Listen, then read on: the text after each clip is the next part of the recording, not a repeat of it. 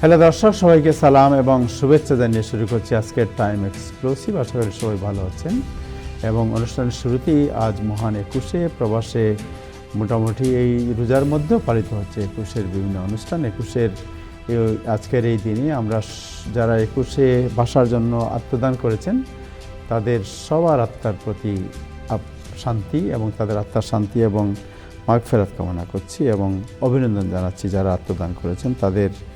এই রক্তদানকে কেন্দ্র করে বাংলাদেশের স্বাধীনতা এবং যে আমাদের যে আজকের যে অর্জন এটা এসেছিল বলে অনেকেই মনে করে, আমরাও সেটা মনে করি। যাই হোক, যে বিষয়গুলো আজকে আলোচনা করবো তা জানাচ্ছি। রোববার থেকে শুরু হচ্ছে তুষার ঝড়, অর্থাৎ কাল সকাল থেকে শুরু হচ্ছে তুষার ঝড়। কুইন্স ও ব্রুকলিনে 1 ফুটের বেশি তুষারপাতের সতর্কতা জারি করা হয়েছে। ইট ইজ ভেরি আনইউজুয়াল যে মাত্র এটা শেষ হয়নি তারপরে আবার শুরু হচ্ছে তুষারপাত এবং এটা ব্লিজার বলতেছে, তুষার ঝড় হবে। নিউ ইয়র্কের রাস্তায় বরফ পরিষ্কার করার জন্য স্বেচ্ছাসেবক নিয়োগ নিয়ে মেয়র মামদানির সাথে স্যানিটেশন বিভাগের আইডি যুদ্ধ চলছে। এই বিষয়টি আমরা জানার চেষ্টা করব। আইসের কারণে ভীতিকর প্রভাব পড়তে পারে ওয়ার্ল্ড কাপ ফুটবলে, নিউ ইয়র্ক টাইমসের একটি রিপোর্ট। এবং একুশের চেতনা ও ভাষা বিতর্কে বাংলাদেশ। আর প্রবাসে যারা বিদেশি যারা আইন প্রণেতা আছেন, যারা আমেরিকান আইন প্রণেতা আছেন, তারা বাংলা ভাষাকে নিয়ে কী চিন্তা করছেন এই বিষয়টি আজকে আলোচনা করব। আজকে অতিথি যারা আছেন তাদের মধ্যে থাকবেন senator Jessica Ramos, Hasan Ferdous এবং ইব্রাহিম চৌধুরী খোকন। শুরু করব দিনের আপডেট জানাচ্ছেন নাজমুল হাসান। তার আগে ফেসবুকে যারা দেখছেন আশা করি অনুষ্ঠানটি শেয়ার করবেন। নাজমুল হাসান, আপনাকে একুশের শুভেচ্ছা। ধন্যবাদ আবু তাহের এবং ধন্যবাদ টাইম টেলিভিশনের সকল দর্শক শ্রোতা এবং প্যানেলিস্ট সবাইকে সালাম এবং শুভেচ্ছা। আশা করি আপনারা সবাই ভালো আছেন। আজ শনিবার 21শে ফেব্রুয়ারি। ব্লিজার্ড সতর্কতা ইতিমধ্যে জারি করা হয়েছে। শুধু নিউ ইয়র্ক নয়, নিউ ইয়র্কের আশেপাশে কয়েকটি স্টেট, মধ্য আটলান্টিক স্টেট গুলো থেকে শুরু করে নর্থ ইস্ট স্টেট গুলোতে আজকে ব্লিজার্ড ওয়াচ। এবং আমি নিউ ইয়র্ক সিটির কথাটা আগে একটু বলে রাখি যে সর্বশেষ যে ওয়েদার ফোরকাস্ট তাতে বলা হচ্ছে কাল সকাল 10টা থেকে হালকা ভাবে তুষারপাত শুরু হবে এবং দুপুর 1টার পরে বেশ জোরে সোরে তুষারপাত শুরু হবে এবং বলা হচ্ছে 10 থেকে 12 ইঞ্চি পর্যন্ত তুষারপাত নিউ ইয়র্ক সিটির রাস্তাঘাট গুলো এবং আশেপাশে আমরা দেখতে পাবো আশঙ্কা করছি। তবে আবহাওয়ার পূর্বাভাসের ব্যাপারে একটা কথা বলে রাখি, যে কোনো সময় আবহাওয়ার পূর্বাভাস বদলেও যেতে পারে। এখন বলা হচ্ছে 10 থেকে 12 ইঞ্চি পর্যন্ত, 1 ফুট পর্যন্ত তুষারপাত, কিন্তু এটি নেমে 5 থেকে 6 ইঞ্চিতেও আসতে পারে, আবার 19 ইঞ্চি পর্যন্ত যেতে পারে। সবই নির্ভর করছে আবহাওয়া কোন দিকে, হাওয়া অর্থাৎ তুষার ঝড়ের সাথে যে হাওয়াটা থাকে সেই হাওয়াটা কোন দিকে বিস্তৃত হচ্ছে তার উপর নির্ভর করে। তবে সবচেয়ে বেশি ক্ষতিগ্রস্ত এলাকা নিউ ইয়র্ক সিটির কয়েকটি বড় এবং বিশেষ করে কুইন্স এবং লং আইল্যান্ডের নিকটবর্তী বড়গুলো। লং আইল্যান্ডও তীব্র তুষারপাতের আশঙ্কা করা হচ্ছে এবং সেখানে বলা হচ্ছে প্রায় 12 থেকে 18 ইঞ্চি পর্যন্ত তুষারপাতের আশঙ্কা রয়েছে লং আইল্যান্ডে। মিলিয়নস অফ মানুষ সমগ্র যুক্তরাষ্ট্রের এই কয়েকটি স্টেটে, প্রায় 21টির মতো স্টেট ব্লিজার্ড ওয়াচের ভিতরে রয়েছে ইতিমধ্যেই আমরা লক্ষ্য করছি। এবং তাতে দেখা যাচ্ছে মিলিয়নস অফ মানুষ এই অপেক্ষা করছে আগামীকালকে যে তুষার ঝড়। এবং ইতিমধ্যেই নিউ ইয়র্ক স্টেট সহ পার্শ্ববর্তী স্টেট গুলোতেও জরুরি অবস্থা জারি করা হয়েছে। আগামী সোমবার কাল সকাল থেকে আগামী সোমবার দুপুর পর্যন্ত জরুরি অবস্থা বহাল রাখার কথা বলা হচ্ছে। এবং বলা হচ্ছে যে নিউ ইয়র্ক সিটির মেয়র মামদানিও সতর্কবার্তা উচ্চারণ করেছেন। তিনি বলছেন যে অবস্থা এতটাই খারাপ থাকবে যে একেবারে জরুরি প্রয়োজন ছাড়া কেউ যেন ঘর থেকেই বের না হন। আবার এদিকে নতুন একটি বিতর্ক সৃষ্টিপাত হয়েছে।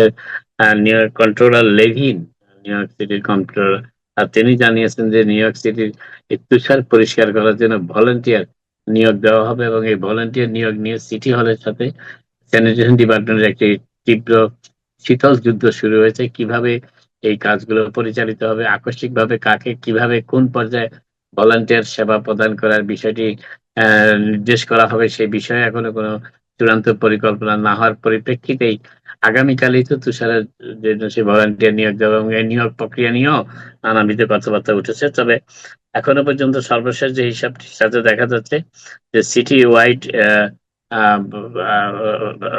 তুষারপাতের যে আশঙ্কা 10 থেকে 12 ইঞ্চি। এবং একদিকে মেয়র বলছেন যে কেউ যেন ঘর থেকে বের না হন, প্রয়োজন না হলে। আবার এদিকে বলতেছেন বলা হচ্ছে যে ভলান্টিয়ার নিয়োগ দেওয়া হবে তুষার পরিষ্কার করার জন্য। তো বিষয়গুলো একেবারে সাংঘর্ষিক আকার ধারণ করছে ধীরে, ধীরে। কারণ তাহলে স্যানিটেশন ওয়ার্কাররা কি কাজ করবে? স্যানিটেশন ওয়ার্কারদের কাজ থাকে যদি সব কাজ ভলান্টিয়ারদেরকে দিয়ে, এবং এরা কিন্তু পেইড ভলান্টিয়ার। এদের বেতনও পরিশোধ করা হবে বলা হচ্ছে, যারা এই তুষারপাতের সাথে পরিষ্কার প্রক্রিয়ার সাথে সম্পর্কিত থাকবে। গভর্নর হুকুর যে ২২টি কাউন্টিজ নিউ ইয়র্ক স্টেটে জরুরি অবস্থা জারি করেছে, তার মধ্যে নিউ ইয়র্ক সিটি এবং long island, Hudson valley, capital region অর্থাৎ আলবানি, বিঘামটন এরিয়া, এবং আগামীকাল সকাল থেকে এই এই জরুরি অবস্থা শুরু হচ্ছে ২২শে ফেব্রুয়ারি সকাল থেকে। ইতিমধ্যেই city of Yonkers, New York city এবং ওয়েস্টচেস্টার কাউন্টিও জরুরি অবস্থা জারি করেছে, এবং সেখানকার অধিবাসীদের একেবারে অগত্যা প্রয়োজন না হলে কাউকে ঘর থেকে বের না হওয়ার পরামর্শ তারা দিয়েছে। নিউ ইয়র্ক সিটির কন্ট্রোলার মার্ক লিভাইন যে রেসিডেন্ট অর্থাৎ যারা অধিবাসী আছে তাদের মধ্য থেকে যারা স্বেচ্ছাশ্রমের মাধ্যমে সামান্য পয়সা আয় করতে চায় তুষারপাত পরিষ্কার করার মাধ্যমে, সেই কথাটি আজকে ঘোষণা করেছেন। ইমার্জেন্সি স্নো শভেলার্স তাদের নাম দেওয়া হচ্ছে, জরুরি ভিত্তিতে তাদের নিয়োগ দেওয়া হবে, এবং মানব আমদানি সবাইকে নিরাপদ থাকতে বলেছেন, এবং অতি জরুরি প্রয়োজন ছাড়া কাউকে ঘর থেকে বের না হওয়ার নির্দেশ দিয়েছেন ইতিমধ্যে। আমরা আরো জেনেছি যে কিছু কিছু ব্যাংক এবং কিছু কিছু অফিস সোমবার দিন বেসরকারিভাবে ছুটি ঘোষণা করা হয়েছে। তাদের কর্মচারীদের আনুষ্ঠানিকভাবে ঘোষণা না করা হলেও তাদের কর্মচারীদের বিভিন্ন প্রক্রিয়ায় জানিয়ে দেওয়া হচ্ছে যে সোমবার দিন হয়তোবা রিমোটে কাজ করতে হবে। তবে স্কুল বন্ধ থাকবে কিনা সেই বিষয়ে এখনো কোনো তথ্য মেয়র অফিস থেকে প্রদান করা হয়নি। গতকাল সুপ্রিম কোর্টে ট্যারিফ সম্পর্কিত রায়ে পরাজিত হবার পর প্রেসিডেন্ট ট্রাম্প এতটাই ক্ষুব্ধ হয়েছেন, তিনি তাৎক্ষণিকভাবে 1974 সালের একটি আইন ব্যবহার করে সমগ্র বিশ্ব জুড়ে যে আমদানি করা, বিশ্ব থেকে সমগ্র বিশ্ব যে রপ্তানি করে থাকে যুক্তরাষ্ট্রে, অর্থাৎ যুক্তরাষ্ট্রে আমদানি করা সকল পণ্যের উপর গড়পড়তায় 10% শুল্ক বসে। কিন্তু আজকে তিনি সেটি বাড়িয়ে দিয়ে সর্বোচ্চ সীমা, অর্থাৎ কংগ্রেস যে আইনটি পাশ করেছিল 122 নম্বর আইন 1974 সালে ট্যারিফ অ্যাক্ট, সেই অ্যাক্টের আওতায় প্রেসিডেন্ট জরুরি ভিত্তিতে 150 দিনের জন্য যুক্তরাষ্ট্রের বাজেট ঘাটতি কিংবা বাণিজ্য ঘাটতির ধাক্কা সামলাতে 150 দিনের জন্য ট্যারিফ অর্থাৎ লেভি, পণ্যের উপর আমদানি করা পণ্যের উপর লেভি আরোপ করতে পারেন। সেটিকে ট্যারিফ না বলে লেভি বলা হচ্ছে। 15% পর্যন্ত হচ্ছে সর্বোচ্চ সীমা, এবং প্রেসিডেন্ট ট্রাম্প গতকাল যদিও 10% আরোপ করার কথা বলছিলেন, কিন্তু এখন 15% আরোপ করার কথা ঘোষণা করেছেন। তবে এই সুপ্রিম কোর্টের সিদ্ধান্তের ফলে পৃথিবীর বিভিন্ন দেশের সাথে যুক্তরাষ্ট্রের যে বাণিজ্য চুক্তি হয়ে গেছিল সেগুলো মূলত অকার্যকর হয়ে যাবে। তার কারণ পুরো বিষয়টাকেই যেহেতু সুপ্রিম কোর্ট থেকে অবৈধ হিসাবে এবং প্রেসিডেন্টের ক্ষমতার বহির্ভূত কর্মকাণ্ড হিসেবে বলা হচ্ছে, অতএব সেই ক্ষমতাকে ব্যবহার করে যে সমস্ত চুক্তি নামে স্বাক্ষর করা হয়েছে সেগুলিও কার্যত অকার্যকর হয়ে যাবে এই সুপ্রিম কোর্টের এই সিদ্ধান্তের ফলে। সেটাই অর্থনীতিবিদরা মন্তব্য করেছেন। তবে জিনিসপত্রের দাম যুক্তরাষ্ট্রে কমতে শুরু করবে আগামী সপ্তাহ থেকে। তার কারণ যেখানে অনেক দেশের উপরে পণ্য 25, 30, 35 এমনকি 40% পর্যন্ত কার্যকর, বাংলাদেশের উপর গড়পড়তায় 19% নেমে সেটি 15% চলে আসবে, এবং এর ফলে পৃথিবীর বিভিন্ন দেশ থেকে আমদানি করা পণ্যের দাম যুক্তরাষ্ট্রের বাজারে কিছুটা হলেও কমতে শুরু করবে আগামী সপ্তাহ থেকে, এমনটি আশাবাদ ব্যক্ত করেছেন অর্থনীতিবিদরা। তবে প্রেসিডেন্টের সুপ্রিম কোর্টের সিদ্ধান্তের ফলে প্রেসিডেন্ট যে যুক্তরাষ্ট্রের ট্যারিফ নির্ভর অর্থনীতির দিকে ধাবিত করছিলেন দ্রুত গতিতে, সেটি অনেকটা স্থগিত হয়ে গেল, এবং সেটি আপাতত কংগ্রেস কোনো নতুন আইন পাশ না করা পর্যন্ত প্রেসিডেন্টের পক্ষে নতুন করে আর কোনো দেশের উপর অতিরিক্ত 15% উপরে ট্যারিফ বসানো সম্ভব হচ্ছে না। এবং শুধু তাই নয়, প্রেসিডেন্ট যে নতুন ট্যারিফ লেভি আরোপ করেছেন 15% হারে 10% থেকে বাড়িয়ে 15%, সেটিও কোনোভাবেই 150 দিনের বেশি কার্যকর রাখা যাবে না। অর্থাৎ 5 মাস সেটি থাকবে। অর্থাৎ এখন যদি ফেব্রুয়ারি মাস হয়, জুলাই মাস পর্যন্ত সেটি কার্যকর থাকবে। জুলাই মাসের পরে আর প্রেসিডেন্টের পক্ষে নতুন ভাবে এই এক্সটেনশন করা সম্ভব না, যদি কংগ্রেস কোনো নতুন আইন পাস না করে, এবং সেটির সম্ভাবনা সুদূর করা হতো। যুক্তরাষ্ট্রের ওয়ার্ক পারমিট সিস্টেমে ব্যাপক পরিবর্তন আনার ঘোষণা দিয়েছেন department of homeland security system, এবং তারা বলেছেন যারা আর কি ফেডারেল রেজিস্টারের মাধ্যমে একটি প্রস্তাবিত নিয়ম যা করেছে, এবং যার মাধ্যমে তারা বলার চেষ্টা করেছেন হোমল্যান্ড সিকিউরিটি যে অতীতে যেন তেন ভাবে একটি রাজনৈতিক আশ্রয়ের আবেদন করার মাধ্যমে যারা ওয়ার্ক পারমিট নিতেন তারা বছরের পর বছর যুক্তরাষ্ট্রে থেকে যেতেন। যদিও যুক্তরাষ্ট্রে বাধ্য নয় কাউকে ওয়ার্ক পারমিট দেওয়ার জন্য আবেদন করার সাথে সাথে, কিন্তু সেই ব্যবস্থাটাকে এতটাই অ্যাবিউজ করা হয়েছে, এতটাই অপব্যবহার করা হয়েছে, যার ফলে প্রায় 14 লক্ষের মতো মানুষের কাছে, আবেদনকারীর কাছে এখন স্থগিত আবেদন, তাদের আবেদন প্রক্রিয়াধীন রয়েছে এবং তাদের কাছে ওয়ার্ক পারমিটও রয়েছে। যদিও অনেকেই বছরের পর বছর ধরে সেই ওয়ার্ক পারমিট ব্যবহার করে যুক্তরাষ্ট্রে বসবাস করছেন এবং কাজ করে যাচ্ছেন, যেটি যুক্তরাষ্ট্রের আইনের সাথে এবং যুক্তরাষ্ট্রের নাগরিকদের নিরাপত্তার সাথে, নিরাপত্তার প্রতি হুমকি স্বরূপ, এমনটাই ডিপার্টমেন্ট অফ হোমল্যান্ড সিকিউরিটি মন্তব্য করেছে। এবং এবং বিশেষ করে সাবেক বাইডেন প্রশাসনের সময় যে ঢালাওভাবে ওয়ার্ক পারমিট প্রদান করা হয়েছে, সেই প্রক্রিয়াটাকেও, সেই প্রক্রিয়ার মাধ্যমে যুক্তরাষ্ট্রের immigration custom information system, custom USCIS যেটা, সেই সিস্টেমের কার্য ব্যবস্থাকে প্রায় অচল করে ফেলা হয়েছে। এতটাই ব্যাকলগ, যে ব্যাকলগের ফলে কারো পক্ষে কোনো দূর অগ্রসর হওয়া সম্ভব হচ্ছে না, কিন্তু এই ব্যাকলগের সুযোগে অনেকেই বছরের পর বছর যুক্তরাষ্ট্রে ওয়ার্ক পারমিটের মাধ্যমে কাজ করছেন। সেই প্রক্রিয়াটি বন্ধ করার উদ্যোগ নিয়েছেন ট্রাম্প প্রশাসন, এবং সর্বশেষ যে ফেডারেল রেজিস্ট্রেটি তারা আগামী দিন কয়েকের মধ্যে প্রকাশ করতে যাচ্ছেন, সেখানে তারা কিছু নিয়ম নতুন ভাবে কার্যকর করবেন, এবং যাদের যদি যুক্তরাষ্ট্রের ইমিগ্রেশন সিস্টেমের পক্ষে 180 দিনের মধ্যে কোনো ব্যবস্থা গ্রহণ করা সম্ভব না হয়, কোনো রাজনৈতিক আশ্রয় আবেদন, তাহলে আর তাদের ওয়ার্ক পারমিট ইস্যু করা হবে না। বছর পর বছর তাদেরকে থাকতে হবে যুক্তরাষ্ট্রে ওয়ার্ক পারমিট বিহীন এবং অনেকটা কার্যত বৈধ বসবাসের অনুমতি বিহীন। অতএব সেক্ষেত্রে এই আশ্রয় প্রার্থীদের নতুন করে ভেটিং এবং নতুন করে আরো যাচাই বাছাই প্রক্রিয়াটাকে আরো কঠিন এবং কঠোর করার প্রক্রিয়া হিসাবে এই ব্যবস্থাটি গ্রহণ করছে, এবং এটি ব্যাকলগ কমানোর জন্য একটি নতুন সংস্কার প্রস্তাব হিসেবে বিবেচনা করছে তারা। এবং স্পষ্ট করে হোমল্যান্ড সিকিউরিটির পক্ষ থেকে জানানো হয়েছে যে বিদেশিরা তাদের আশ্রয় আবেদন প্রক্রিয়া চালু থাকার সময় কাজ করার অধিকারী নয় যুক্তরাষ্ট্রে। সেটি একটা সুযোগ হিসাবে প্রদান করা হতো, কিন্তু সেই সুযোগটিও সংকুচিত করে ফেলার সিদ্ধান্ত নিয়েছে department of homeland security. Trump প্রশাসন আশ্রয় আবেদনকারীদের যাচাই বাছাই আরো জোরদার করছে, এবং আশ্রয় কাজের অনুমোদন প্রক্রিয়ার সত্যতা, অর্থাৎ যেটা ভ্যালিডিটি যেটাকে বলা হয়, সেটাকে পুনরুদ্ধার করার কাজেই এই কর্মসূচিগুলো গ্রহণ করছে বলে তারা জানাচ্ছে। এবং এবং একটি এবং বিচারাধীন অ্যাসাইলাম অ্যাপ্লিকেশন, অর্থাৎ আশ্রয়ের আবেদনের বিচারাধীন প্রক্রিয়াটাকে এত দীর্ঘায়িত করা হচ্ছে, যাতে তার ফলে সুযোগ নিয়ে অনেকেই দীর্ঘদিন ধরে এই একই ওয়ার্ক পারমিট রিনিউর মাধ্যমে কাজ করে যাচ্ছেন, কিন্তু সেটি যুক্তরাষ্ট্রে তাদের কাজ করা সেই বৈধতা যুক্তরাষ্ট্রের ইমিগ্রেশন আইন কখনো প্রদান করেনি। এবং ইউএসসিএস এর পক্ষ থেকে বলা হচ্ছে এটি মার্কিন নাগরিকত্ব অভিবাসন পরিষেবার উপর, অর্থাৎ ইউএসসিএস এর সার্ভিসের উপরে প্রচন্ড চাপ সৃষ্টি করেছে, এবং এই চাপটি অবৈধ বিদেশি আশ্রয়দের আবেদন করা ওয়ার্ক পারমিট সিস্টেমটিকে কাজে লাগানোর চেষ্টা করে। তারা প্রায় 14 লক্ষেরও বেশি আবেদনপত্র মুলতবি রয়েছে এবং যাদের ওয়ার্ক পারমিট রয়েছে, যা নিয়ে এবং এই 14 লক্ষ আবেদনকারীর জনসংখ্যা নিউ হ্যাম্পশায়ার স্টেটের সমগ্র স্টেটের বাসিন্দাদের সমান। অর্থাৎ এই বিষয়টাকে অত্যন্ত গুরুত্বের সাথে বিবেচনা করে এই নতুন ওয়ার্ক পারমিট সিস্টেমে পরিবর্তন আনার চেষ্টা শুরু করেছে ট্রাম্প প্রশাসন। এবং ট্রাম্প প্রশাসনের যে নতুন পরিকল্পনা, সেই পরিকল্পনায় বছর পর বছর ধরে আশ্রয় প্রার্থীদের জন্য ওয়ার্ক পারমিট সীমিত করে দেওয়া হবার সিদ্ধান্ত কার্যকর করার পথে অগ্রসর হয়েছে US homeland security department. New York সিটির মেয়র মামদানি নিউ ইয়র্ক সিটির সর্বশেষ অভিবাসী শেল্টারটি বন্ধ করার ঘোষণা দিয়েছেন এই বছরের শেষ নাগাদ।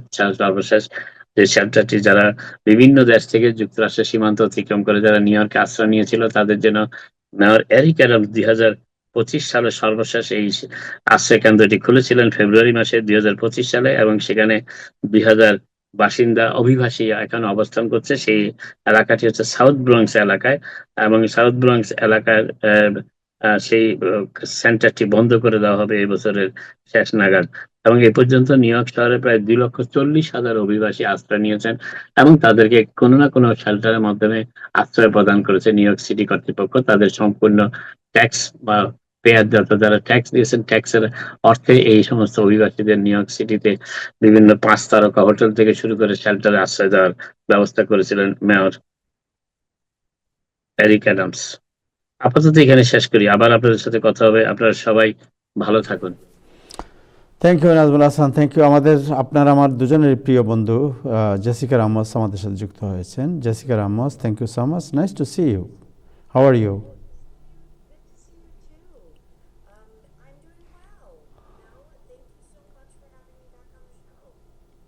Long time no see. So how Hi, your Sam. campaign is going? Because your friend Nazmul is here as well. Yes, hi Najmul. How are you? I saw Najmul not too long ago at a Bangladesh Society event He look very about young now, immigration. right? He look younger than before. Nazmul. Who? Najmul Nazmul. looks younger? Younger than before. Yes, Najmul is aging backwards. Yes, that's the problem. I feel jealous Must be about it. nice. He's gonna have to tell me his beauty secrets. Right. I Thank cannot, you I so much cannot, for I joining cannot us. But tell it, let's I cannot tell it on a public television. yeah. Let's play a video which the mother language of Bangladesh. I saw there is a video, but I'll play it a little bit later. But let's talk about the mother language you are thinking and your spirit, and also how you feel the nation had a mother language day and No, international Tahir, mother talk about language. her sincerity. Talk about her sincerity. That's what And I'm she, asking. she, and she Listen, so, she, Jessica, she's so, Jessica. no, I want to say one thing. I want to say one thing. No matter which way you look at it, she is so sincere to our cause, to our benefits and our well-being. I think without any hesitation, people of Bangladeshi origin who lives in her area and Jacksonites and Almas should vote for her no matter what.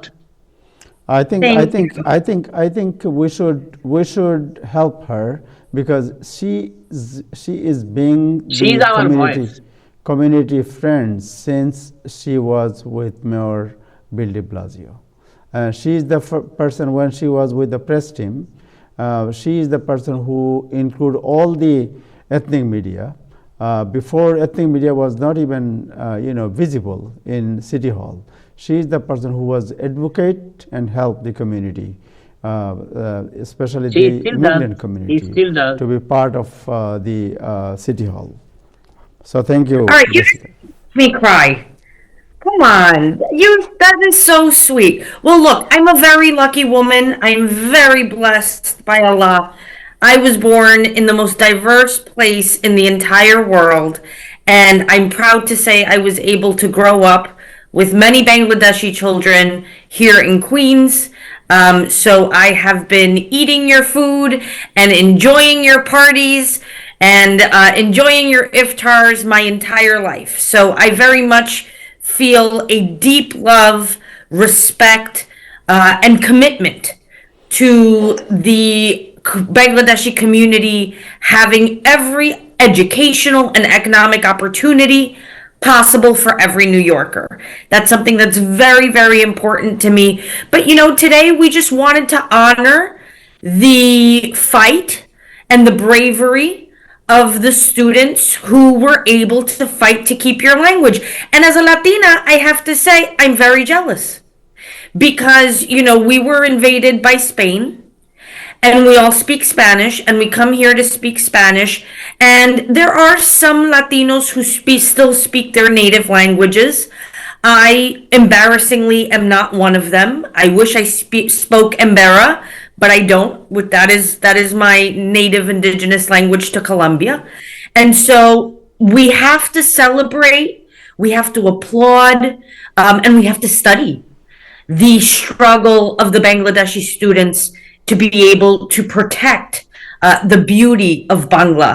And so I am here as just an admirer and as a person who appreciates your culture. So happy Mother Language Day to all of you. And please keep teaching that beautiful language to your children. Thank you so much. Thank you for your feeling. Thank you and congratulations for your video you posted in Instagram, which I saw, and thank you for our community. That there is a lot of politician in New York City, but I don't see the other I don't see that kind of feeling for our community, the others. So what you posted the video for our mother language.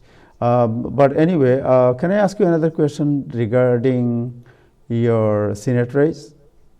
Okay, sure. Yeah. So I mean, the Senate race is coming, and then you are facing the primary as well. What is your, because Bangladeshi community, almost everyone knows your name. Your name is a household name of our community, and in your constituency there is a lot of Bengali vote as well. So what is your appeal to the community?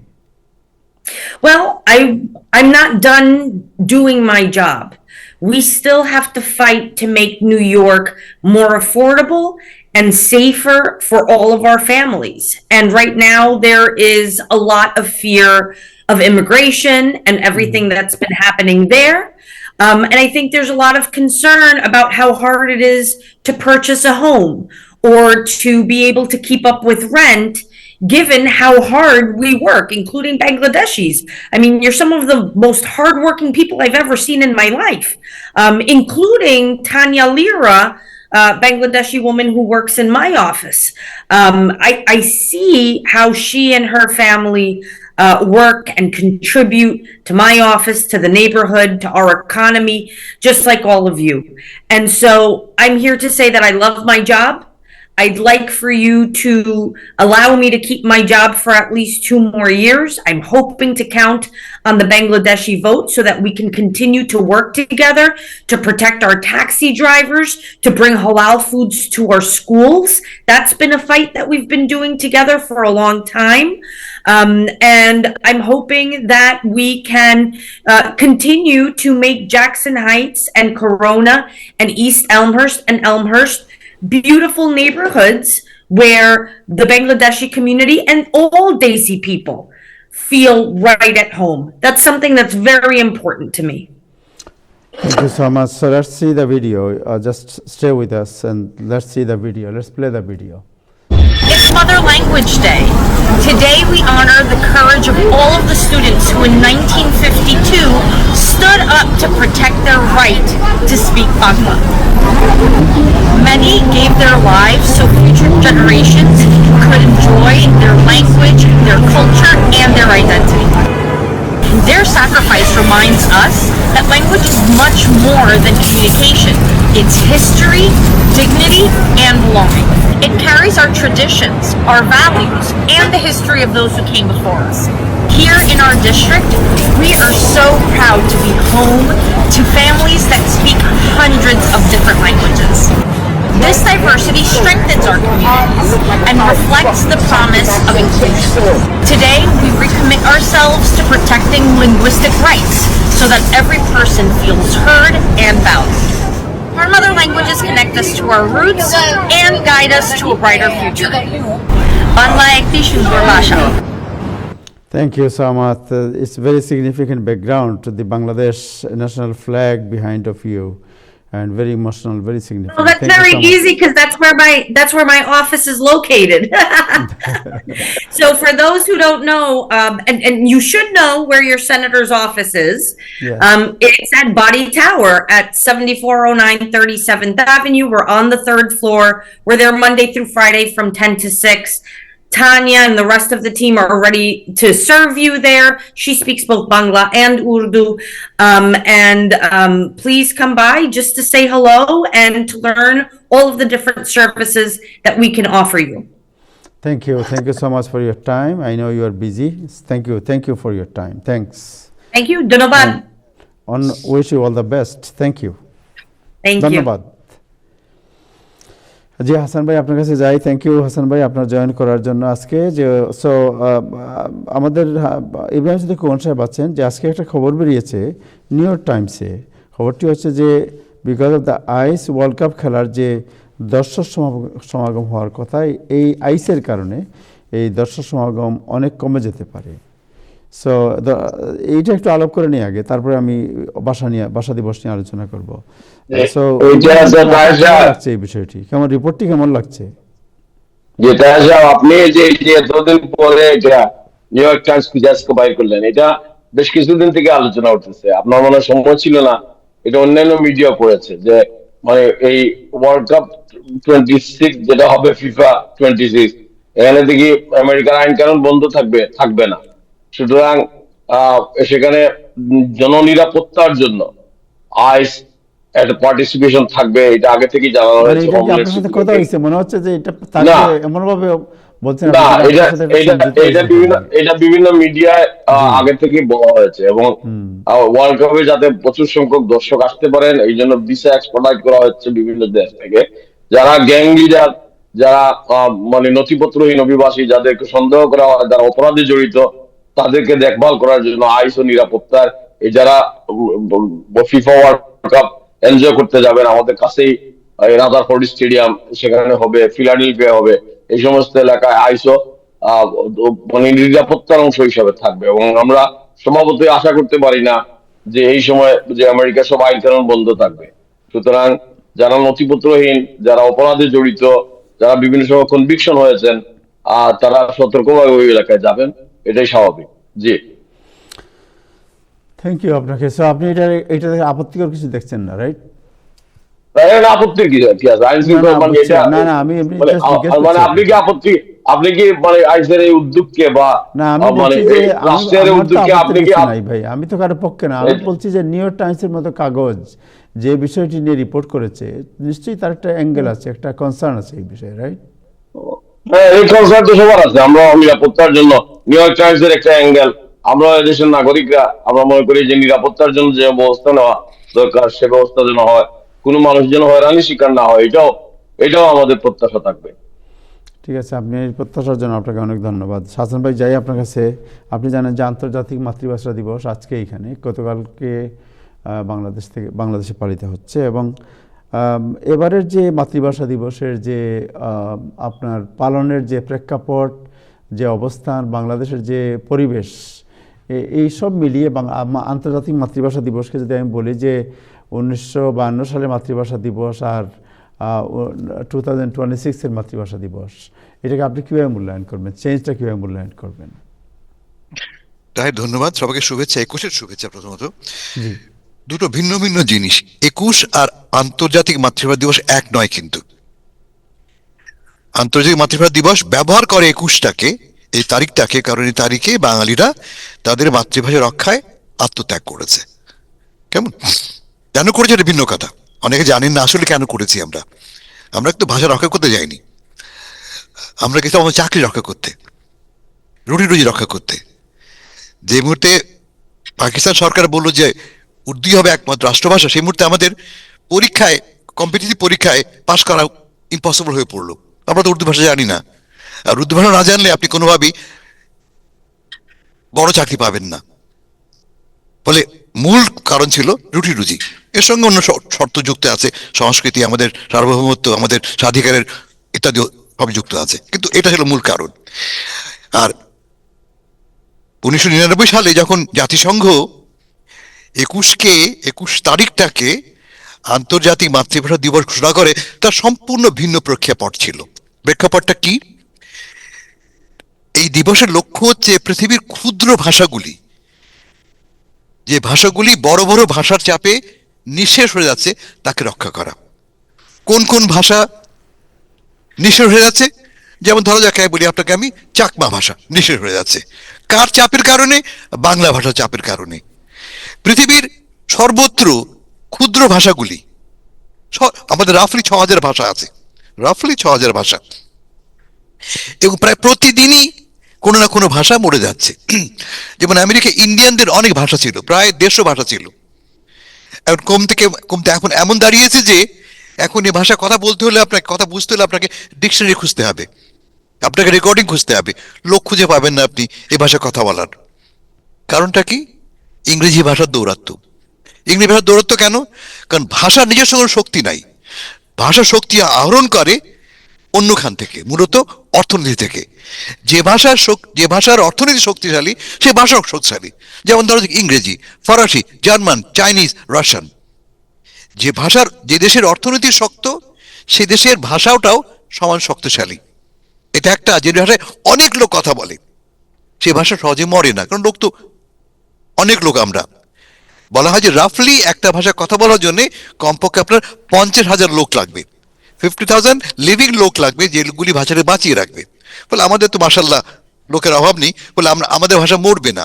কিন্তু কি হবে, আমাদের ভাষা দুর্বল হয়ে পড়বে যদি আমাদের ইকোনমি স্ট্রঙ্গার না হয়। কারণ আমরা সবাই রুটি রুজির জন্য আমরা অন্য ভাষা শিখবো, যে ভাষা শিখলে আমাদের রুটি রুজি বাড়ে। যেমন ইংরেজি, ফরাসি, আজকাল লোকে চাইনিজ শিখছে, আগে লোকে আরবি শিখতো। মূল লক্ষ্য কিন্তু ওইটাই, রুটি রুজি।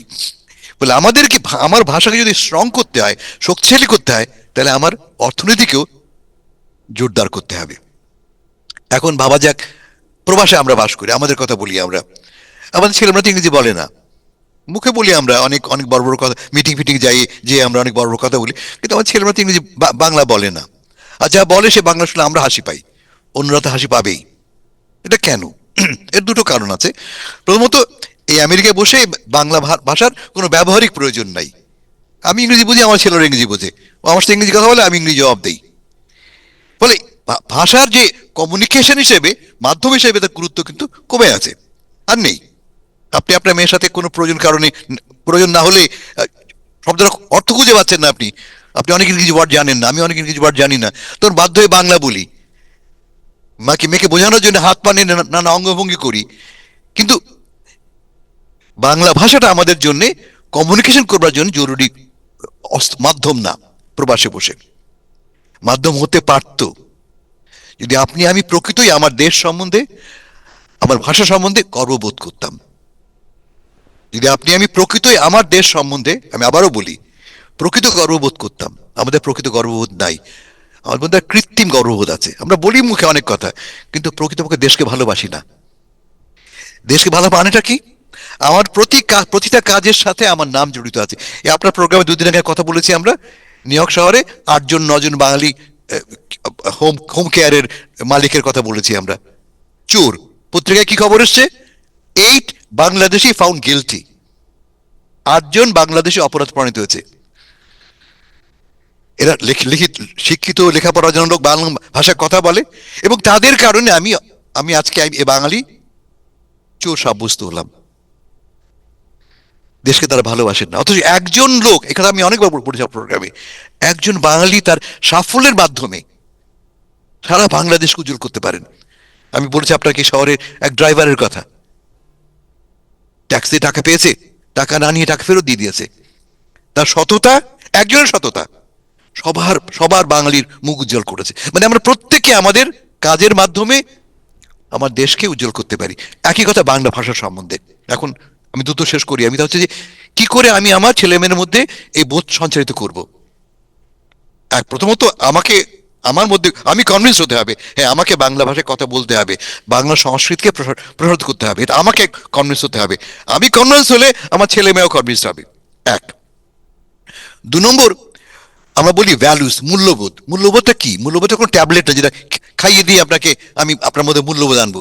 মূল্যবোধ আমার ব্যবহারিক জীবন। আমি যা করি, যা ভাবি, আমি যা প্রকাশ করি প্রতিদিন, তার মধ্যে আমার মূল্যবোধ প্রকাশিত হয়। আমার ছেলেমেয়েরা দেখে আমি কি চাই। আমার ছেলেমেয়েরা দেখে যে আমি ভাত খাওয়ার আগে বিসমিল্লাহ বলি, এটা আমার একটা মূল্যবোধ।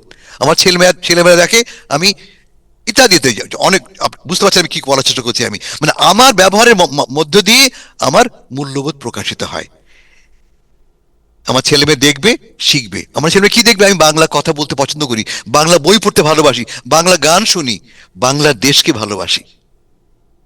অথচ আমি আমার ছেলেমেয়ের সামনে অনেক বড় বড় কথা বলবো, আর দূরে গেলেই আমরা একে অপরের সঙ্গে আমরা দেশ সম্বন্ধে কুৎসা রটনার জড়িত হব, ওদেরও কিন্তু নজরে আসে।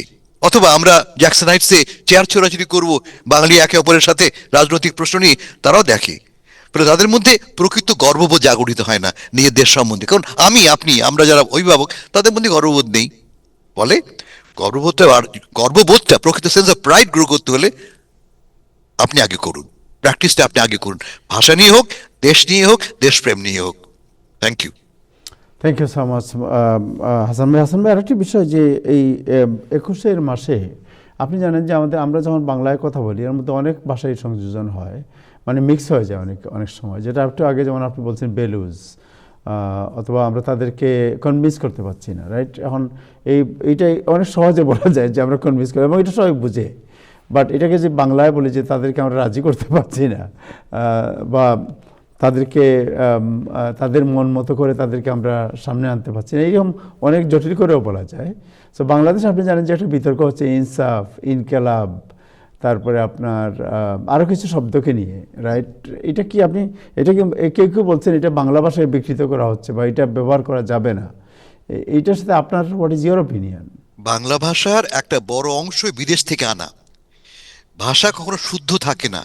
আমরা যেমন অনেক সংস্কৃতির সঙ্গে জড়িত হয়ে আমরা সংস্কৃত একটা সংকর সংস্কৃত হই, আমরা ভাষার সেই সংকর সংস্কৃতির একটা প্রোডাক্ট।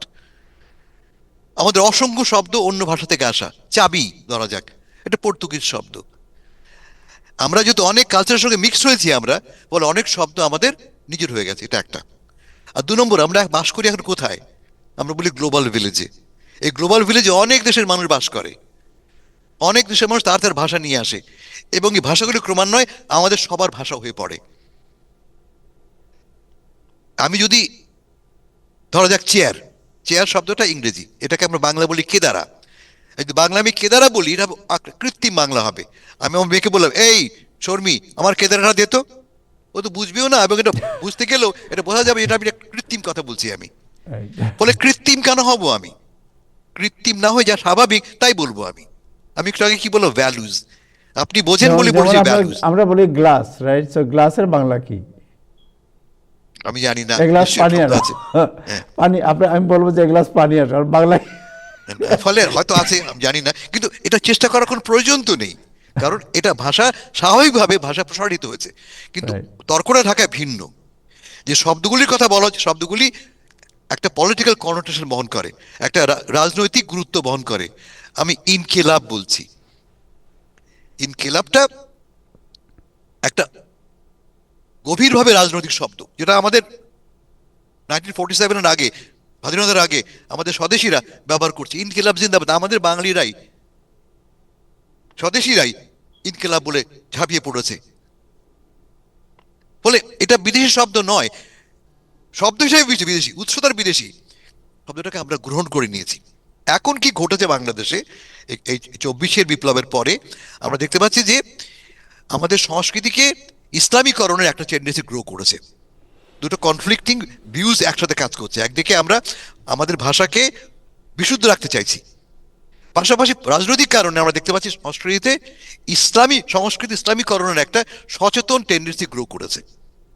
ইনসাফ কথাটা আমরা মুখে বলি, কিন্তু যখন ডেলিবারেটলি আমরা একটা রাজনৈতিক কথোপকথনের মধ্যে নিয়ে আসি, তার একটা উদ্দেশ্য আছে আমার, তার একটা বৃহত্তর রাজনৈতিক উদ্দেশ্য আছে আমার।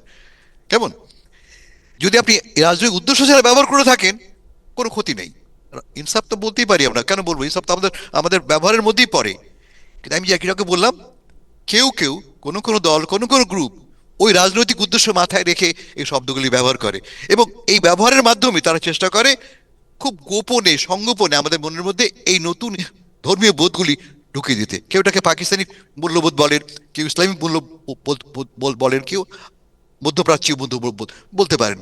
কিন্তু মূল কথা হচ্ছে যে আমাদের মূলধারা সংস্কৃতিকে এড়িয়ে, মূলধারা সংস্কৃতিকে অতিক্রম করে একটি বিজাতীয় সংস্কৃতি আনবার চেষ্টা হচ্ছে। একইভাবে দেখি আমরা দেখি না হিন্দি সংস্কৃতি দেখি না আমাদের ভাষায়। আমি সত্যি কথা বলি, আমি ঢাকায় গেছি, আমার ভাইয়ের নাতনির বয়স 7, ভালো করে বাংলা বলতে পারে না, কিন্তু পারফেক্ট হিন্দি বলতে পারে সে।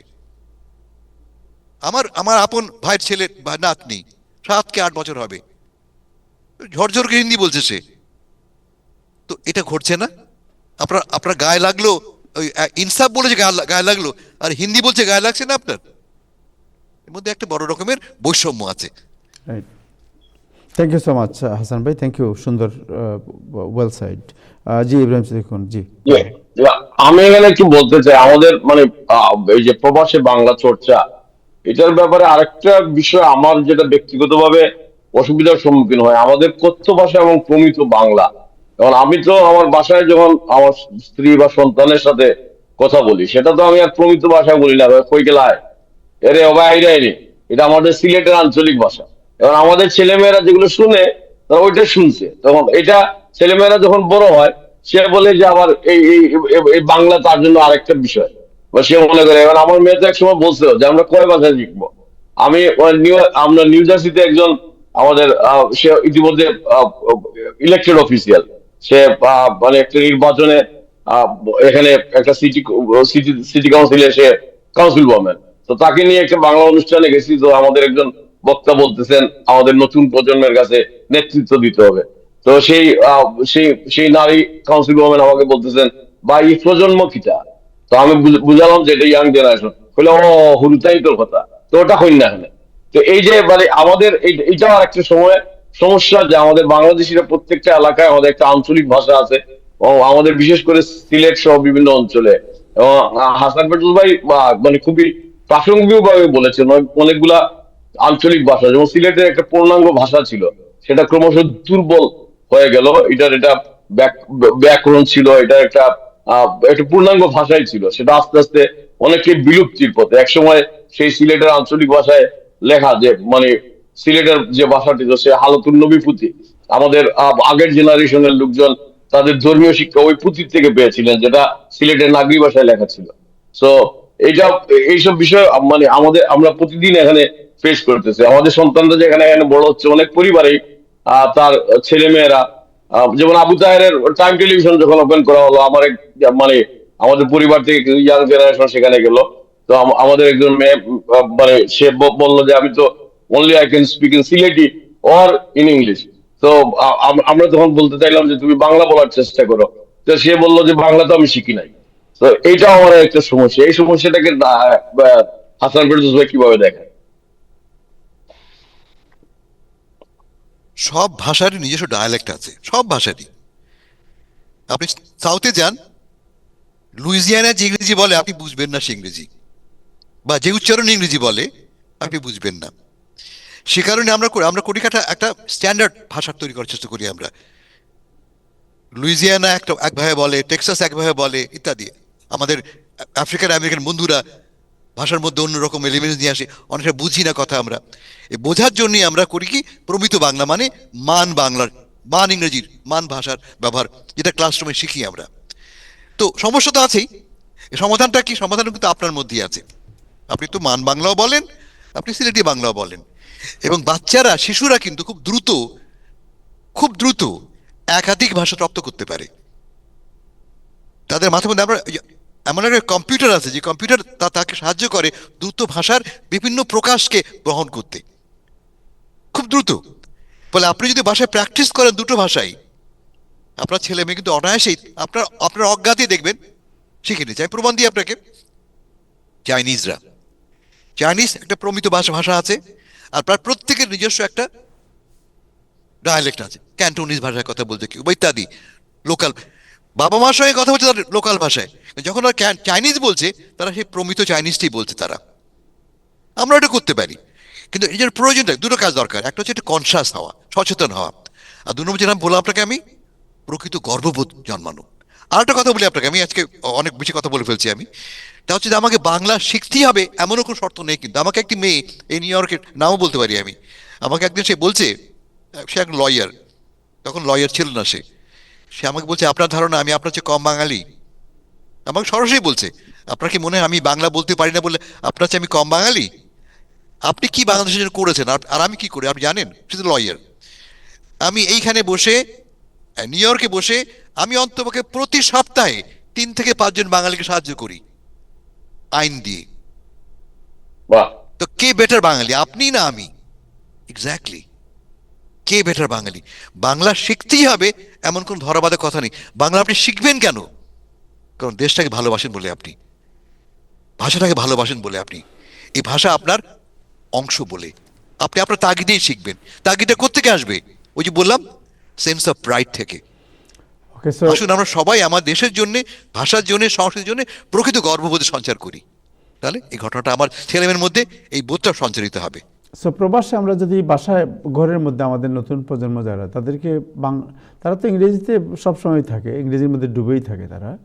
সো এদেরকে বাংলা যদি আমরা চর্চা করাতে চাই, বা আমাদের কমিউনিকেশনটা বাংলায় শেখাতে চাই, দেন কিভাবে প্র্যাকটিস করা উচিত? না, উত্তর তো আপনি নিয়ে দিচ্ছেন। আপনাকে বলতে হবে।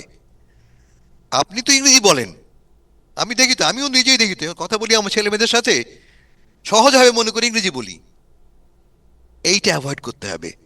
আপনাকে সচেতনভাবে বাংলা বলতে হবে। এবং আমি আমি সচেতনভাবে। আমি যেটা মনে করি যে হাসান ভাইয়ের কথার মধ্যে উত্তর আছে, এবং আমি এটা যেমন আমার বাসায় আচরণের মধ্য দিয়েই, যেমন আমার মেয়ে সে তো ইংরেজি বলেই মানে সিলেটিও পারে, আবার বাংলা ভাষাটাও পারে। তো সে এই একাধিক বাংলা ডায়ালেক্ট বা বাংলা প্রমিত বাংলা ভাষা যেটা এবং সিলেটি ভাষা দুইটাই আত্মস্থ করতে পেরেছে, বিকজ আমরা দুইটাই বলার চেষ্টা করেছি। এক্স্যাক্টলি। আপনি যদি করেন, এইটা আপনার ছেলে মাসে, আমি আরেকটা কথা বলি, শেষ করছি দ্রুত। আমার মেয়েরা বড় হয়ে গেছে, দুটো বড় মেয়ে। আমার বড় মেয়ে, সে এখন মাস্টার রেখে বাংলা শিখছে, এখন চাকরি বাকরি করে সে। লিটারেলি বাংলাদেশ অনলাইনে বাংলাদেশে সে কেন শিখছিস আমাকে বলছে, কারণ তার তো পরিচয় একটাই, সে আমেরিকান বটে, কোনো সন্দেহ নাই, এখানে চাকরি। যখন সে কথা বলে, তুমি কোথাকার? বাংলাদেশের। আমি বাংলাদেশ আছে বাংলা ভাষা জানি না আমি, এই বোধটা তাকে পীড়া দেয়। এবং নিজের উদ্যোগে সে আমাকে, আমার পয়সা হয় না, তার পয়সায় শিখছে সে। বাংলাদেশে অনলাইনে সপ্তাহে একদিন ক্লাস করে সে, আমার কাছে বই নিয়ে যায়, না বুঝলে আমাকে বলে বাবা এটা ট্রান্সলেট করে দাও, এন্টায়ারলি অন হার ওন। তার মানে এটা কি, এই যে আমার এটা হলো কোত্থেকে, আমার ধারণা যে আমাকে দেখে আমি বাংলা বই পড়ি, বাংলা গান শুনি, ঘরের মধ্যে অসংখ্য বাংলা বই, সে বুঝতে পেরেছে আমার বাবা চায় বাংলাটা আমার সঙ্গে থাকুক। দেখেছেন কত ইজি ব্যাপারটা ঘটে গেল। যদি আপনি কালটিভেট করেন, যদি আপনি এটাকে চর্চা করেন, আজ হোক বা আগামীকাল হোক, আপনার সন্তানদের মধ্যে এর চর্চার প্রকাশ ঘটবেই। এবং এবং এটা নিয়ে এখনো কেউ কেউ আছে আবার মানে মনে করে যে আমেরিকায় থাকে বাংলার কি প্রয়োজন, বাট বাংলা এটা শেখাটা কিন্তু it's a plus, it's not minus. আপনার ছেলে বা এটা কারা বলা মেয়ে, জানেন তাহের? যারা হীনমন্যতায় ভোগে, রাইট, যারা ওই একদল লোক আছে না যারা বলে আমি যে পাড়ায় থাকি সে পাড়ায় কিন্তু কোনো বাঙালি থাকে না। হুম হুম, তারা কারা? যারা গভীরভাবে হীনমন্যতায় ভোগে। এবং আত্মপরিচয় নিয়ে তাদের কোনো অহংকার নাই, আত্মপরিচয় নিয়ে তাদের মধ্যে এক ধরনের হীনমন্যতা ভোগ করে তারা এইসব বলতে ভালোবাসেন। আমাদের শেষ প্রশ্নে আমাদের প্রজন্ম হোক, আমাদের পরিচয় হোক, আমরা কই তুমি কোথেকে আসছো? বাংলাদেশ থেকে। তো আই এম ফ্রম বাংলাদেশ, এটাই। এই জিনিসটা যখন প্রিভেইল করে তখন তো আর কিছু থাকে না। Exactly. Good, thank you. Thank you. Bangladesh প্রসঙ্গে একটু আলোচনা করে ফেলি। সো শহীদ মিনারে বাংলাদেশে গতকালকে যে ভাষা দিবস পালিত হলো, সেখানে দুই এক জায়গায় আওয়ামী লীগ এসেছিল জয় বাংলা স্লোগান দিয়ে, এবং এর মধ্যে দুজনকে গ্রেফতার করা হয়েছে। সো এটার এই সাইন কি, মানে আগের সরকারের সময় আসলো না, এখন হঠাৎ করে তারা বের হয়ে যাচ্ছে, বিভিন্ন জায়গায় ওনারা উকিঝুঁকি দিচ্ছেন, প্রকাশ্যে আসছেন, এটাতে কোনো সিগন্যাল আছে নাকি ইব্রাহিম চৌধুরী খোকন? আমি তো এটা হাসান ভাইয়ের থেকে শুনি, বাট আমি হ্যাঁ সিগন্যাল আছে আমি মনে করি। আমি ইতিমধ্যে আমি দেশের মাঠঘাট থেকে যে সমস্ত খবর পেলাম, আমরা যদি জানি যে 24শে জুলাইয়ের পরে যে ব্যাপক সংখ্যক মামলা, অনেকগুলাই মামলা খুব অর্গানাইজড ওয়েতে মামলা দায়ের হয় নাই, অনেককে রাজনৈতিক কারণে মামলা দেওয়া হয়েছে, এদের প্রচুর জামিন হচ্ছে। এই জামিনের মানে এই নির্বাচনে আমাদের ভোট গ্রহণের দিনের পরের থেকে এই জামিন পাওয়া এবং জামিন দেওয়ার হার অনেক বেড়েছে। আগে যখন জামিনের জন্য আবেদন করা হতো, এটার মানে হিয়ারিংটা আবার আরো 1 মাস পিছিয়ে যেত। এখন হিয়ারিং করে, যেহেতু তাকে রাখার কোনো পর্যাপ্ত আইনি গ্রাউন্ড নাই, বিচারকরা জামিন দিচ্ছেন। তো এবং আমার মনে হয় এই গত নির্বাচনের মধ্য দিয়ে আওয়ামী লীগ অনেকটা একটা একটা মানে দাঁড়াবার জায়গা পাচ্ছে। আমি মনে করি এটা একটা প্রকাশ্য ইঙ্গিত যে আহ, অন্তত তারা রাজনীতিতে কবে ফিরে আসবেন না ফিরে আসবেন, কিন্তু তাদের মধ্যে একটা একটা এক ধরনের নিরাপত্তা বোধ জন্মেছে, যে এখন আমাদের একটা স্বস্তি ফিরে এসেছে, এবং এটা সহজেই বলা যেতে পারে। Thank you. জি হাসান ভাই, আপনার কাছ থেকে শুনি, এর মধ্যে দুজনকে অ্যারেস্ট করছে, কিন্তু এরা বেরিয়ে জয় বাংলা স্লোগান দিয়েছিল, পরে ধরে নিয়ে গেছে। এখন জয় বাংলা স্লোগান দেওয়ার তো অপরাধ না, আপনি জয় বাংলা স্লোগান দেওয়ার জন্য তো কাউকে অ্যারেস্ট করতে পারেন না। মানে জয় বাংলাটা হয়ে গেছে আওয়ামী লীগের স্লোগান, এই জন্যই আসলে বলতে গেলে জিনিসটা জয় বাংলা স্লোগানটা যদি ন্যাশনাল থাকতো তাহলে অসুবিধা ছিল, কিন্তু আওয়ামী লীগই জয় বাংলাটাকে তাদের দলীয় স্লোগানে পরিণত করেছে। আপনারা জানেন যে বিএনপি আসলে অনেকটা আওয়ামী লীগের মূল্যবোধগুলিকে ধারণ করছে, ৭১, ধর্মনিরপেক্ষতা, বাংলা ভাষা সংস্কৃতি ইত্যাদি, যে কথাগুলি আওয়ামী লীগ একসময় বলতো, সে কথাগুলি প্রায় আক্ষরিকভাবে কিন্তু তারা রিপিট করছে, এটা আমরা জানি। তারেকের ভাষণ শুনে দেখুন আপনি। ফলে গুণগতভাবে এই দুই দলের কোনো বড় প্রভেদ নাই, এটা একটা ব্যাপার। বিশেষ করে বাংলা ভাষা, বাংলা সংস্কৃতি, ৭১, মুক্তিযুদ্ধ ইত্যাদি নিয়ে। আর একটা ব্যাপার লক্ষ্য করেছেন যে তারেকের আগমনের পেছনে বোধ করি ভারতের একটা সমর্থন আছে, লিখিত অলিখিত একটা। এবং অলরেডি রেসপন্সটা কি দেখেছেন আপনারা, রেসপন্সটা কি? অলরেডি ভারত সমস্ত ভিসা উন্মুক্ত করছে। ভিসা বন্ধ ছিল, এখন ভারতের পত্রপত্রিকা লেখা হচ্ছে, ফর্মালি বলা হয়নি, যে ভারত যে ভিসা রেস্ট্রিকশন ছিল তুলে দিচ্ছে। এবং এর অলিখিত শর্ত বোধ করি এই যে ক্রমান্বয়ে আওয়ামী লীগকে প্রত্যাবর্তনে সাহায্য করা হবে। ভারতেরও খুব একটা আর্জেন্সি আছে যাতে করে আওয়ামী লীগ রিহ্যাবিলিট হতে পারে। এতগুলি লোক ভারতে আটকে আছে, ভারতের আইনের জন্য সমস্যা, আইন শৃঙ্খলার জন্য it can be a problem too. ফলে ভারত চায় এটা একটা। আর ২ নম্বর, ভারত চায় আমাদের সঙ্গে সম্পর্কটা স্বাভাবিক পর্যায়ে পৌঁছাক, এবং আওয়ামী লীগকে রিহ্যাবিলিটেট না করা পর্যন্ত এই সম্পর্ক স্বাভাবিক হবে না, এটা স্পষ্ট। এটা একটা ব্যাপার। পাশাপাশি এই নির্বাচন থেকে আমরা একটা জিনিস শিখলাম কি, যে অ্যাটলিস্ট 20% লোক এখনো আওয়ামী লীগ করে, তারা ভোট দেয় নাই। কিন্তু এই কথা কেন বলছি আমি, আমাদের অ্যাভারেজ ভোটের হার কিন্তু 70% থেকে 80%। গত শেষ নির্বাচনে 79% লোক ভোট দিয়েছে, সেখানে এবার ভোট দিয়েছে মাত্র 60% লোক। বাকি লোক কোথায় গেল? যেখানে এত উৎসবের কথা বলছি আমরা, এত উৎসবের পরেও মাত্র 60% কেন? তার মানে একটা significant number of people vote দেয় নাই। এরা কারা? এবং এদেরকে বঞ্চিত রাখাটা কি খুব যুক্তিসম্মত? তা তো নয়। আমার মনে হয় এই নতুন বিএনপি সরকার, তারেক রহমানের সরকার, ক্রমান্বয়ে আওয়ামী লীগকে ফিরে আসতে দেবে। যদিও দেখেছি আমরা এনসিপি এখনো কিন্তু শক্তভাবে বলছে তারা আওয়ামী লীগকে ফিরতে দেবে না। এই কনফ্লিক্টটা থাকবেই। এই কনফ্লিক্টের ভেতরে আওয়ামী লীগকে জায়গা করে নিতে হবে, তাকে আমরা জায়গা করে দিতে পারবো না। Awami League must reclaim its own place in a society. Thank you so much, আপনাকে অনেক ধন্যবাদ। দিব্যেন্দু, কোনো আর তো কিছু নেই মানে সংযোগ করার। আমার মনে হয় এখানে আমরা আজকে যে ডোনাল্ড ট্রাম্প 10% থেকে 15% ট্যারিফে গেলেন, এই বিষয়ে হাসান ভাই, এটা এত লম্বা করার কিছু নাই। সুপ্রিম কোর্ট তার বিরুদ্ধে যে রায় দিয়েছে, এই রায়ের কারণে একটু আগেই আরেকজন বলে গেছেন যে ক্ষিপ্ত হয়ে তিনি এখন আবুল তাবুল করছেন, সহজ কথায় যদি বলি। Sorry for my language. এটা আমেরিকার জন্য কি কোনো সুফল বয়ে আনবে, এবং how Bangladesh will deal with this, আমাদের বাংলাদেশ কিভাবে উপকৃত হতে পারে? যদি সময় থাকে এটা হাসান ভাই এই নিয়ে আমরা দুই কথা শুনলে ভালো হয়। আমরা শুনতে পারি 4 মিনিট সময় আছে। আচ্ছা, এই উত্তরটা কিন্তু আমাদের কারোই এখনো জানা নাই। কেমন? আমরা জানি কি যে এই আইনটা বাতিল হয়েছে, সুপ্রিম কোর্টের নির্দেশে আইনটা বাতিল হয়েছে, এবং আইনটা বাতিল হওয়ার পরেও ডোনাল্ড ট্রাম্প সাহেব পাল্টা ব্যবস্থা নিয়েছেন।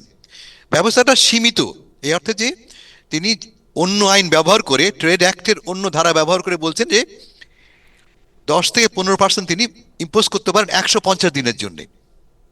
কেমন? এর বেশি তিনি তারই নির্দেশ পালিত হবে না, যদি না কংগ্রেস এটা সমর্থন করে। বলে এখন কংগ্রেসের ভূমিকা একটা এখানে যুক্ত হলো।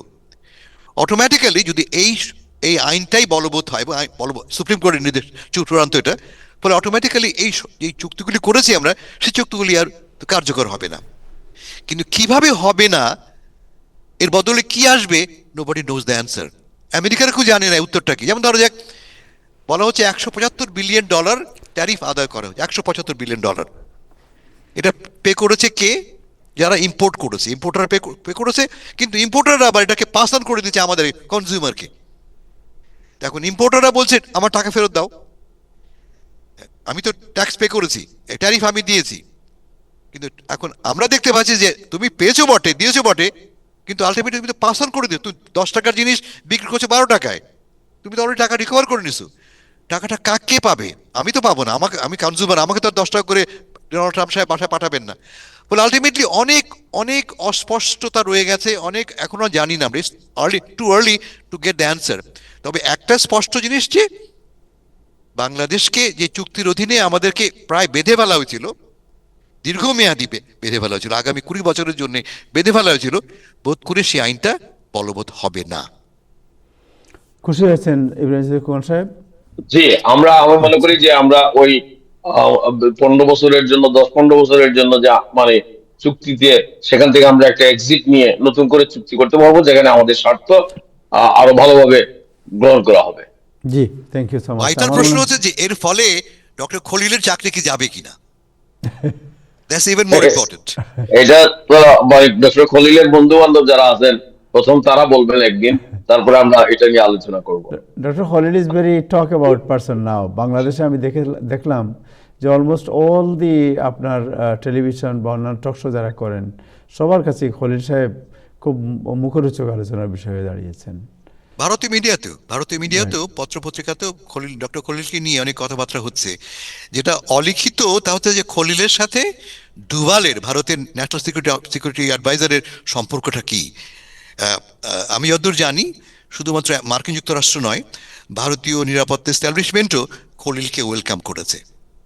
জি, তো he is a good player now.